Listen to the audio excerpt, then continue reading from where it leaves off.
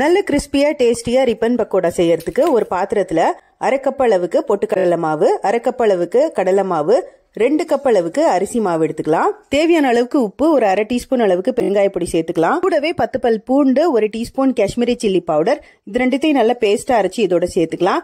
சேர்த்துட்டு கொஞ்சம் கொஞ்சமா தண்ணி விட்டு நல்லா சப்பாத்தி மாவு மாதிரி நல்லா பிசைஞ்சு எடுத்துக்கலாம். இதோட 2 டேபிள் ஸ்பூன் அளவுக்கு எண்ணெயை நல்லா சூடு பண்ணிட்டு சேர்த்து நல்லா மிக்ஸ் பண்ணி எடுத்துக்கலாம். இப்போ ரெடி பண்ணி வச்சிருக்கிற மாவை இந்த முறுக்கு அச்சுல சேர்த்துக்கலாம். சேர்த்துட்டு நம்ம நார்மலா முறுக்கெல்லாம் செய்யற மாதிரி எண்ணெயை நல்லா காய வச்சுட்டு இந்த மாதிரி நல்லா புழிஞ்சு விட்டுக்கலாம். இது நல்லா கோல்டன் பிரவுன் ஆகுற வரைக்கும் நல்லா திருப்பி போட்டு இதை நல்லா வேக வச்சு எடுத்துக்கணும். இது நல்லா வெந்ததுக்கு அப்புறமா இது பாத்தீங்கன்னா இந்த மாதிரி நல்ல கோல்டன் பிரவுன் கலர்ல இந்த மாதிரி இருக்கும், நல்லா கிறிஸ்பியா இருக்கும். இப்ப இதை எடுத்து வேற ஒரு பிளேட்ல மாத்தி வச்சுக்கலாம். இப்போ 2 கொத்து கருவேப்பிலைய நல்லா ஃப்ரை பண்ணிட்டு இதோட சேர்த்துக்கோங்க.